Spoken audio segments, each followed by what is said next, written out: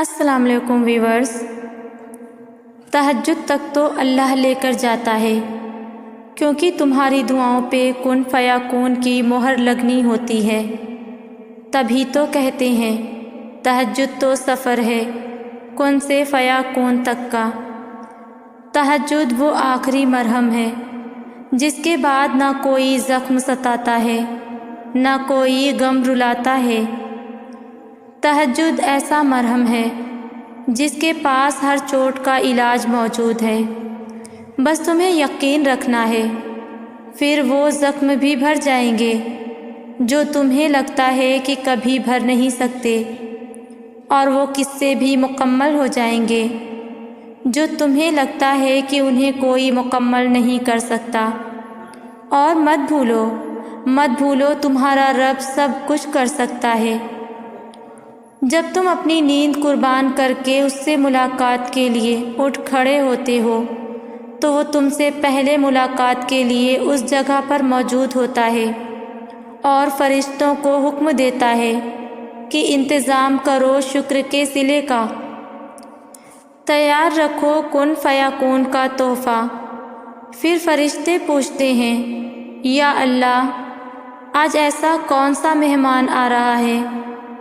تو اللہ رشک کرتا ہے اس جواب پہ اور فرماتا ہے، میرا ایک بندہ تھک گیا ہے، سو وہ آج مجھ سے ملنے آ رہا ہے، مجھ سے صلح کرنے آ رہا ہے، ساری تھکاوٹوں کو دور کرنے آ رہا ہے، مجھے منانے آ رہا ہے اور میری رضا میں راضی ہونے کے لیے آ رہا ہے، سننے اور سنانے کے لیے آ رہا ہے۔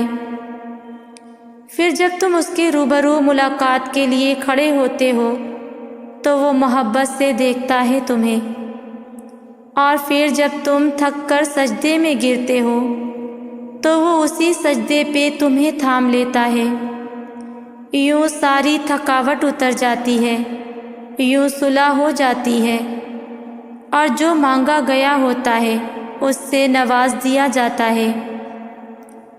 تہجد تو عشق ہے، اور جس کو عشق اللہ تک لے جائے اسے کوئی تھکا نہیں سکتا، اور جب وہ مان جاتا ہے نا تو جگ سارا یہ ہار جاتا ہے۔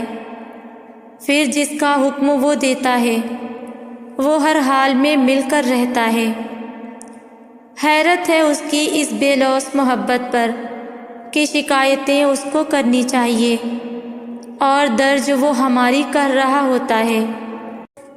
پھر جب تم اس کو دن کے اجالوں میں ڈھونڈ نہیں پاتے ہو تو وہ تمہیں اندھیروں سے نوازتا ہے کہ چلے آؤ میری جانب، میں منتظر ہوں تمہاری واپسی کا، تمہاری آواز کا، تمہاری دعا کا اور تمہاری غرض کا۔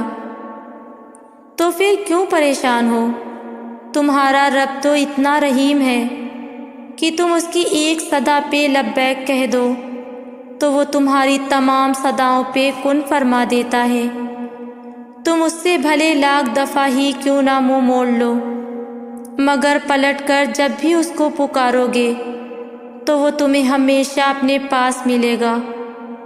اس کی محبت تو ایسی ہے کہ وہ روٹھ کر بھی روٹھا ہوا نہیں لگتا، تو پھر ایسی محبت سے مایوسی کیسی؟ تمہیں بس یقین رکھنا ہے کہ جو تمہارا ہے اس تک تمہیں پہنچنا نہیں پڑے گا، بلکہ وہ خود راستہ ڈھونڈ کر تم تک پہنچا دیا جائے گا۔ یہ دکھ تو بس تمہیں اللہ سے آشنا کرانے کے لیے آتے ہیں، اور اداسی تمہارا امتحان ہوتی ہے کہ کب تک انتظار کرتے ہو۔ پھر تمہیں وہ سب واپس دے دیا جاتا ہے جس کے بارے میں تم اللہ سے بات کیا کرتے تھے، جس کے لیے تم راتوں کو اٹھ کر التجا کیا کرتے تھے۔ تہجد کی نماز بہت لاڈلی عبادت ہے، اور یہ جو لاڈلی عبادتیں ہوتی ہیں نا، یہ بڑی خاص ہوتی ہیں۔ رات کے آخری پہر اٹھ کر وضو کرنا، تمہیں اس لاڈ کا اثر براہ راست اپنی زندگی پر پڑتا ہوا محسوس ہوگا۔ جب ساری دنیا خاموش سو رہی ہوگی تو تم خدا سے باتیں کیا کرنا، یقین مانو تمہیں محسوس ہوگا کہ جیسے کائنات کا مالک تمام تر توجہ سے تمہیں ہی سن رہا ہے۔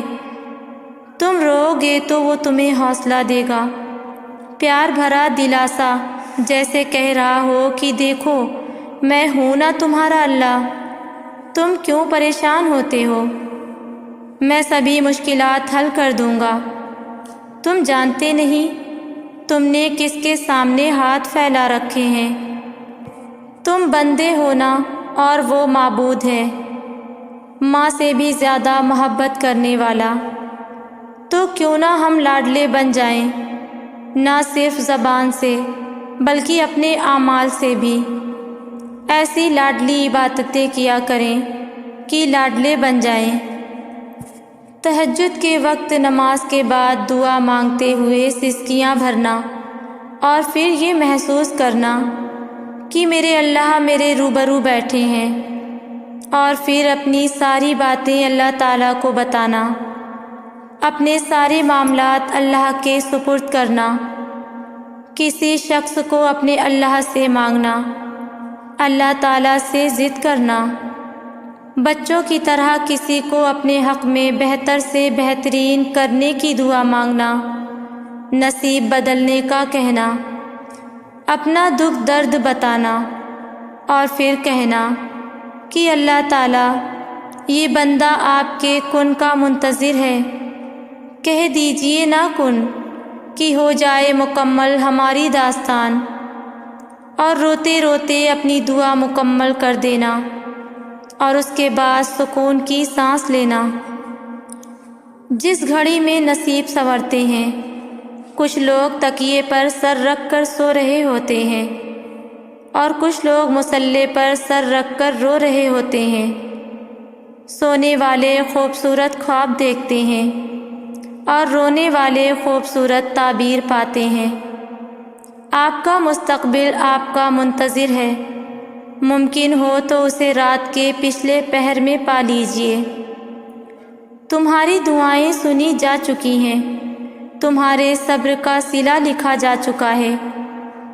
اب تمہیں تمہارے یقین کے معجزے دکھائے جائیں گے تاکہ تم جان سکو کہ مخلص دل اختتام میں ہمیشہ جیت جاتا ہے، اور تقدیریں اللہ کے ایک اشارے پہ بدل جایا کرتی ہیں۔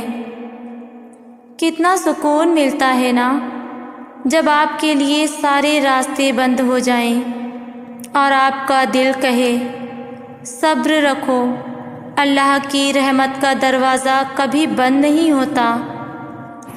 تو پھر آپ کا تہجد پڑھنے کا خیال آنا بے وجہ تو نہیں، آخر کچھ تو ہے جو ممکن ہونا ہے۔